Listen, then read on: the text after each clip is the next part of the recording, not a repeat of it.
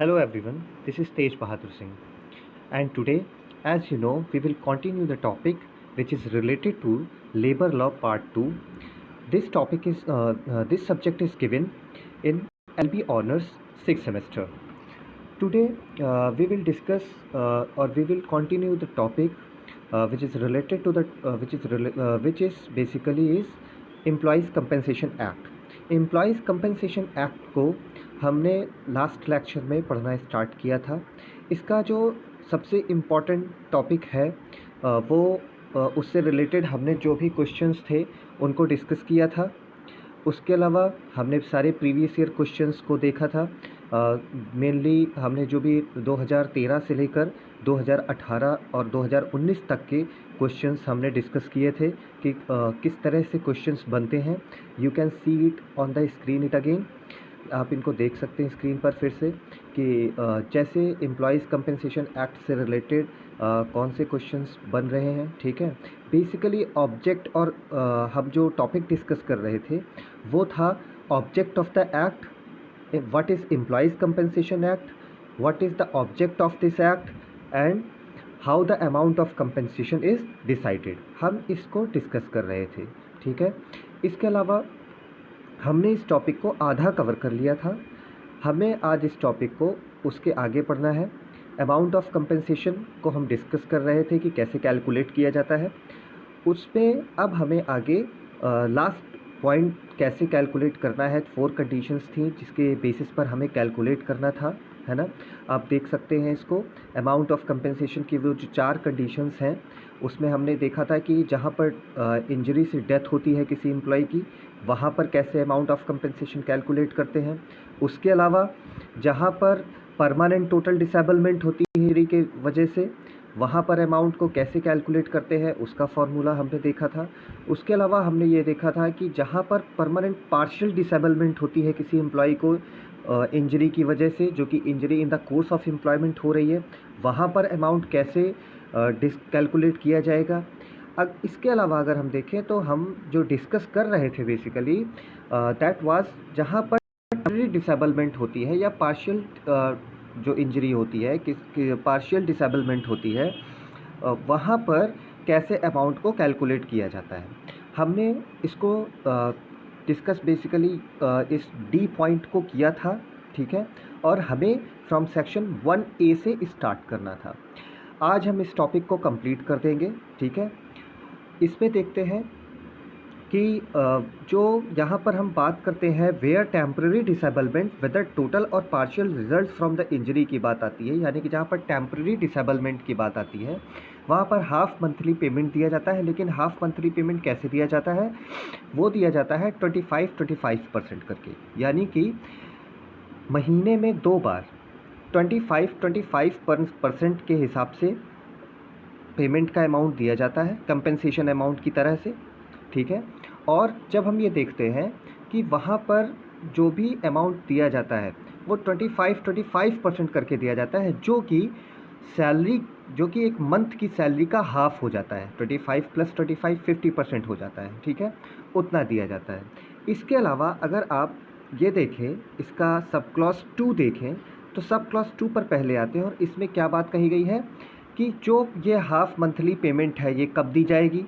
ये दी जाएगी 16वें दिन, यानी कि जैसे आज इंजरी हुई है, ठीक है, तो इंजरी के 16वें दिन ये हाफ मंथली पेमेंट दी जाएगी।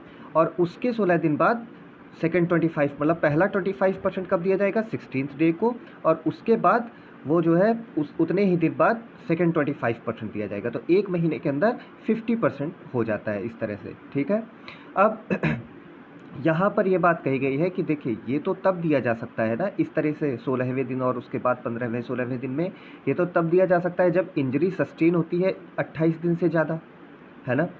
मान लीजिए कोई इंजरी है जहाँ पर इंजरी का जो टाइम पीरियड है उसका रिकवरिंग पीरियड है वो 28 दिन से कम है, तब क्या होगा।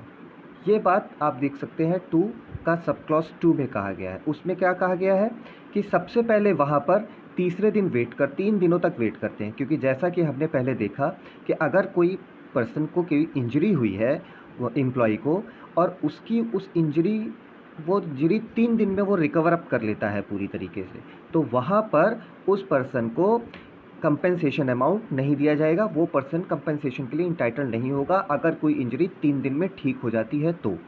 अगर इंजरी 3 दिन से ज़्यादा की है तो वहाँ पर वो एम्प्लॉयज़ कंपेंसेशन एक्ट के में वो कंपेंसेशन के लिए इंटाइटल्ड होगा। इसके अलावा अगर इसमें हम देखें कि अगर मान लीजिए इंजरी उसको 28 दिन से ज़्यादा की है, पार्शियल टेम्परेरी डिसेबलमेंट का है, तो हमने अभी पढ़ा कि 25% करके 2 बार दिया जाएगा। पहला 16वें दिन में दिया जाएगा और उसके बाद उसी डिफरेंस में दूसरी बार दिया जाएगा। लेकिन इसका मतलब यहाँ पर इंजरी 28 दिन से ज़्यादा की होनी चाहिए। मान लीजिए कोई इंजरी 28 दिन से कम की है तो पहले 3 दिन का वेट किया जाएगा, ठीक है। 3 दिन का वेट क्यों किया जाएगा? मान लीजिए वो 3 दिन में रिकवर कर जाता है तो कंपेंसेशन की बात ही नहीं आएगी फिर तो।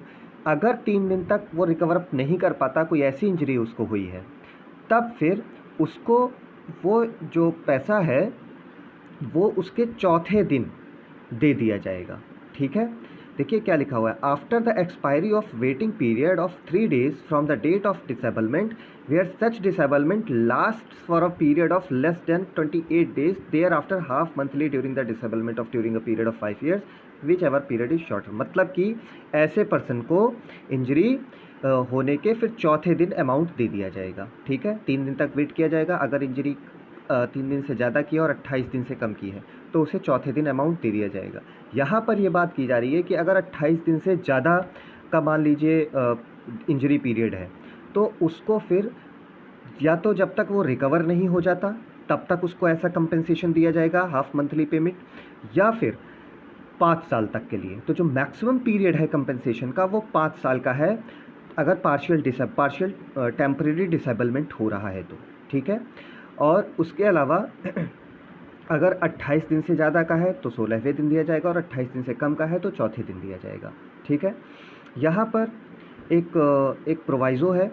प्रोवाइज़ो में ये बात कही गई है कि मान लीजिए जो भी लमसम अमाउंट या हाफ मंथली पेमेंट जो एम्प्लॉय को दिया जा रहा है, जिसके लिए एम्प्लॉय जो है इंटाइटल्ड है, जो भी यहाँ पर लमसम, मान लीजिए कोई उसे लमसम अमाउंट दिया गया, ठीक है, और उससे पहले उसे हाफ मंथली पेमेंट दे दिया गया, मतलब हाफ मंथली पेमेंट उससे पहले उसको दिया जा रहा था और बाद में उसको एक लमसम अमाउंट दिया जाना तय किया गया।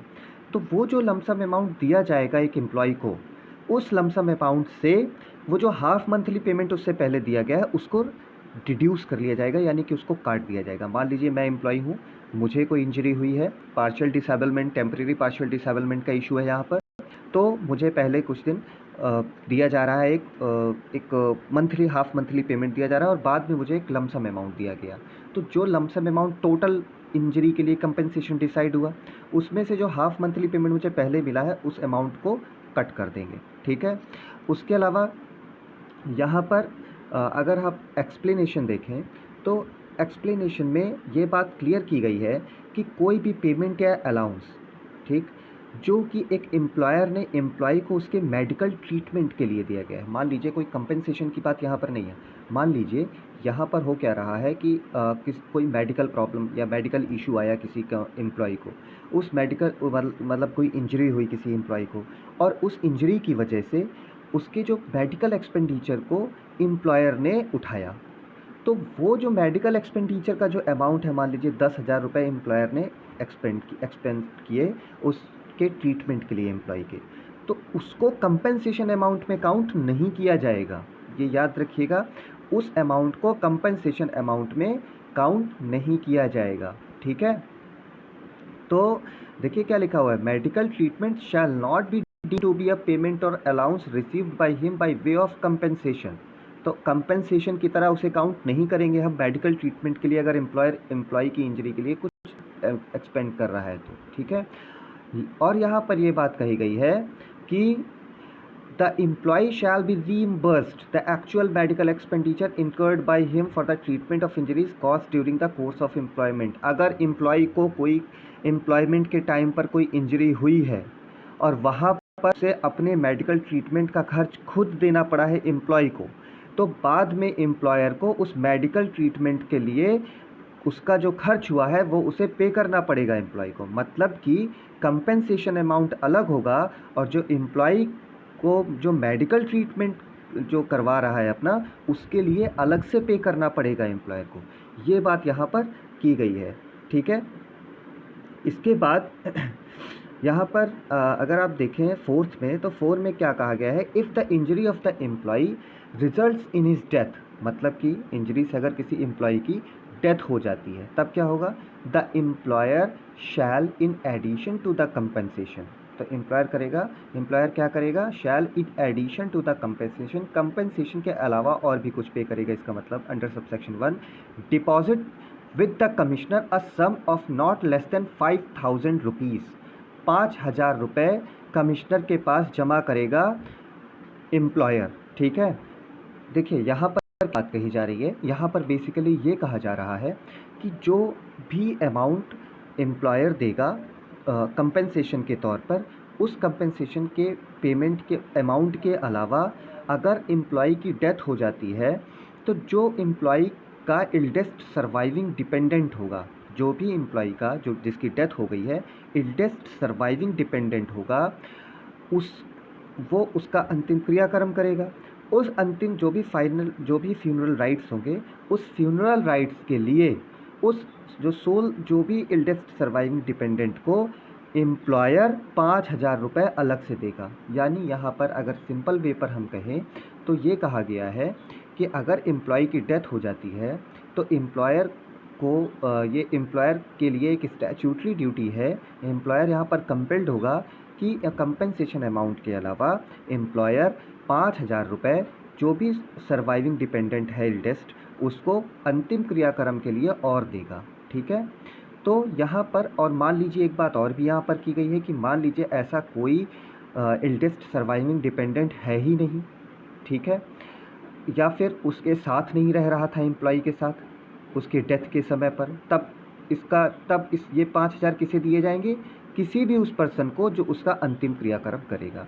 यानी कि यहाँ पर 3 तरह के पेमेंट की बात हुई है। अगर आप बात करें तो पहले टाइप का जो पेमेंट है that is related to the compensation, एक अमाउंट ऑफ कंपेंसेशन है जो कि जिसके लिए हमने 4 फार्मूलाज देखे, ठीक है, जिसके लिए हमने 4 केसेस में किस तरह का अमाउंट किस तरह से कैलकुलेट किया जाएगा, हमने सबसे पहले ये देखा, ठीक है। उसके अलावा हमने ये देखा कि इसमें उसके अलावा 2 तरह के पेमेंट और होते हैं।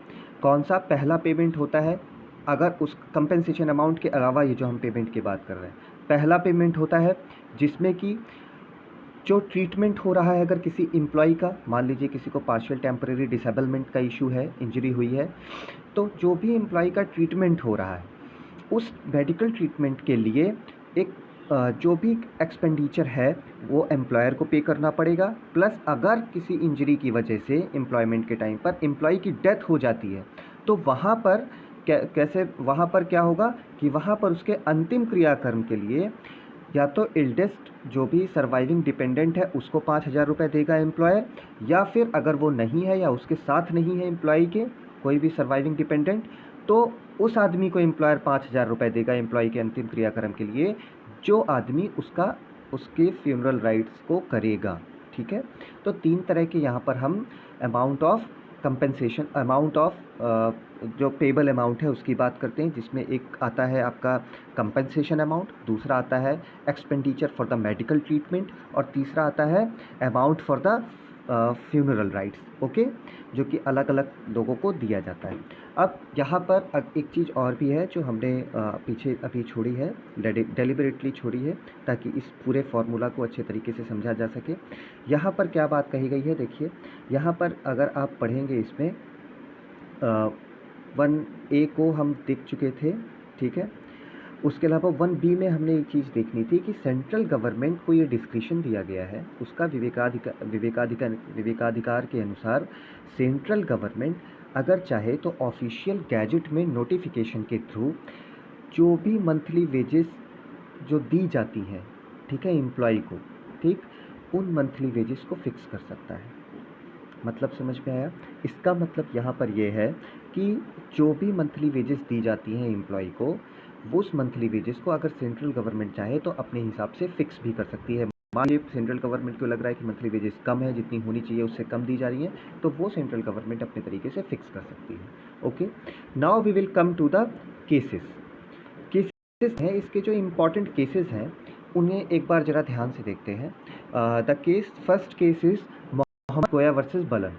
इस केस में सेक्शन 4 को कंसीडर किया था कोर्ट ने, और कोर्ट ने ये कहा था कि सेक्शन 4 जो है मैंडेटरी है और कमिश्नर कंपेंसेशन दे सकता है स्टैचूट के अनुसार, जबकि कंपेंसेशन लेस क्लेम किया गया हो। मतलब यहाँ पर यह हुआ कि मान लीजिए कोई एम्प्लॉई है, उसने 5,000 रुपये क्लेम किए, लेकिन कमिश्नर के सामने जब क्लेम आया 5,000 रुपये का और कमिश्नर को लगता है कि नहीं ये 5,000 नहीं, इसको कायदे से 8,000 रुपये देने चाहिए, ठीक है, इसने कंपेंसेशन किसी भी लैक ऑफ अवेयरनेस की वजह से इसने कम कंपेंसेशन क्लेम किया है, तो उसको कमिश्नर उतने कंपेंसेशन के लिए ऑर्डर कर सकता है।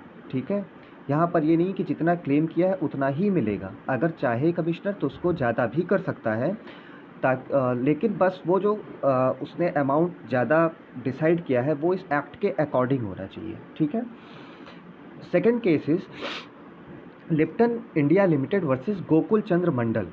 इस केस में क्या हुआ था, इस केस में कोर्ट ने बेसिकली ये डिसीज़न दिया कि अगर किसी की एक आँख का विज़न लॉस हो जाता है, मतलब कि आप कह सकते हैं loss of vision of one eye की सिचुएशन है वहाँ पर। अब देखिए ये कहाँ पर लिखा हुआ है, ये यहाँ पर शेड्यूल आप कह सकते हैं शेड्यूल 1 में पार्ट 2 में है। ये शेड्यूल 1 पार्ट 2 में मैंने आपको बताया था कि वहाँ पर पार्शियल डिसेबलमेंट की इंजरीज़ लिखी हुई हैं। ठीक है, और वहाँ पर रिड्यूस ऑफ वर्किंग कैपेसिटी के बारे में लिखा हुआ है, तो उसके आइटम नंबर 26 में ये बात कही गई है। ठीक है, कहाँ पर आई विज़न की लॉस ऑफ आई विज़न की बात की गई है, तो वह यहाँ पर कोर्ट ने ये कहा कि आई विज़न सिर्फ टोटल लॉस ऑफ विज़न के लिए एप्लीकेबल नहीं है, यहाँ पर अगर पार्शियल लॉस हो रहा है तो भी वो एप्लीकेबल होगा। ठीक, इसके अलावा एक इम्पॉर्टेंट केस है इससे related, the case name is commissioner for workman compensation versus PV Mohan. देखिए ये इम्पॉर्टेंट केस है। इस केस में क्या हुआ था कि जो एम्प्लॉई था उसकी इंजरी की वजह से डेथ हो गई थी। एम्प्लॉई की जो सोल सर्वाइविंग डिपेंडेंट थी वो उसकी वाइफ थी। ठीक है, यहाँ पर क्या हुआ कि उसने कंपेंसेशन क्लेम किया। कंपेंसेशन क्लेम जो उसने क्लेम किया, लेकिन उस कंपेंसेशन के मिलने से पहले ही उसकी भी डेथ हो गई। अब यहाँ पर इशू ये आया कि कंपेंसेशन किसको दिया जाए। देखिए, अगर कंपेंसेशन सोल सर्वाइविंग डिपेंडेंट को नहीं दिया जाता है, नहीं दिया जा सकता है, जैसे यहाँ पर डेथ हो गई, तो क्वेश्चन ये आया कि फिर उसको हेयर्स को मिलना चाहिए। तो क्वेश्चन ये आया कि यहाँ पर कंपेंसेशन जो वाइफ थी उसके हेयर्स को दिया जाए या फिर जो एम्प्लॉई जिसकी डेथ हुई यानी कि उसके हस्बैंड के हेयर्स को दिया जाए। दोनों के हेयर्स चेंज हो सकते हैं, ठीक है, अलग अलग भी हो सकते हैं। तो यहाँ पर बेसिकली यही इशू आया कि किसके हेयर्स इंटाइटल्ड होंगे उस कंपेंसेशन के लिए जब सोल सर्वाइविंग डिपेंडेंट की डेथ हो जाती है। यहाँ पर कोर्ट ने डिसाइड किया कि जो कंपेंसेशन अमाउंट है जो कि कमिश्नर के पास डिपॉजिट किया जाता है, वो बेसिकली अगर एम्प्लॉई की डेथ हो जाती है तो वहाँ पर वो जो भी सोल डिपेंडेंट एम्प्लॉई है, मतलब सोल डिपेंडेंट है डिसीज्ड एम्प्लॉई का, उसकी प्रॉपर्टी बन जाती है। यानी कि वो प्रॉपर्टी इस केस में किसकी बनी, वाइफ की बन गई। पहले वो प्रॉपर्टी जैसे ही एम्प्लॉई की डेथ हुई वो प्रॉपर्टी पूरे तरीके से सोल सर्वाइविंग डिपेंडेंट की हो जाती है। तो अब वो प्रॉपर्टी जब सोल सर्वाइविंग डिपेंडेंट की हो गई तो उसकी डेथ के बाद अगर उसकी भी डेथ हो गई तो किसको मिलेगी प्रॉपर्टी, उसके हेयर्स को मिलेगी। यानी कि कोर्ट ने यहाँ पर ये कहा कि यहाँ पर जो अमाउंट है वो डिपेंडेंट के हेयर्स को दिया जाएगा, ना कि डिसीज्ड एम्प्लॉई के हेयर्स को। ओके, ये फाइनली कोर्ट ने यहाँ पर डिसाइड किया। इसी तरह इससे रिलेटेड एक और केस है, उसमें the case name versus management of Shri Lalithambika Enterprises Salem versus Kailasam. ठीक है, तो इस केस में क्या कोर्ट ने कहा था कि इसमें एक एम्प्लॉई था, उसका एक्सीडेंट हो गया हॉलीडे के दिन, लेकिन उस हॉलीडे के दिन वो मशीनरी को क्लीन कर रहा था।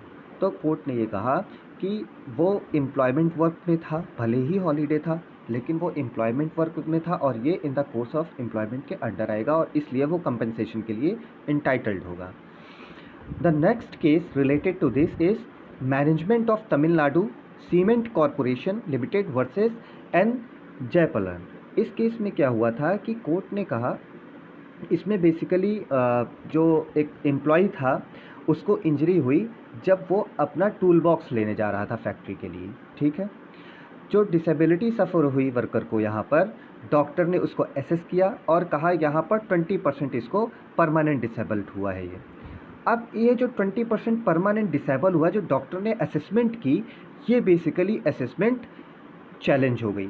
इसके बाद बेसिकली इस फैक्ट्स में देखें तो इसके बाद जो एक्सीडेंट हुआ था उसके बाद वर्कर जो है कंटिन्यू किया गया एम्प्लॉयमेंट में और उसे जितनी सैलरी मिल रही थी उससे ज़्यादा सैलरी दी गई। लेकिन इशू यहाँ पर यह आया कि ये जो डॉक्टर ने जो भी असेसमेंट की है, क्या वो बाध्यकारी है, उसको मानना बाध्यकारी है।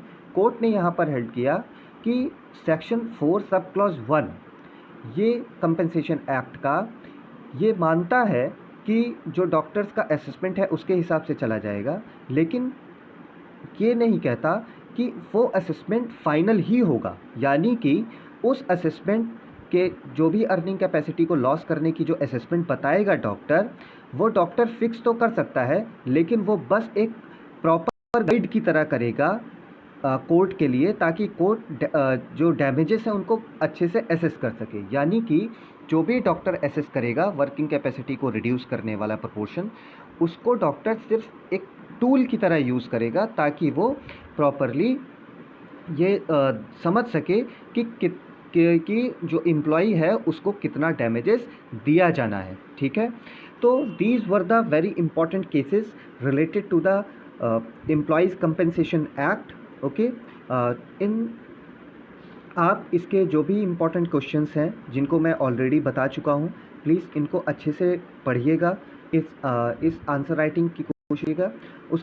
उसके अलावा in the next lecture we will discuss the appointment power and duties of the commissioner under the employees compensation act. Okay, till then, thank you.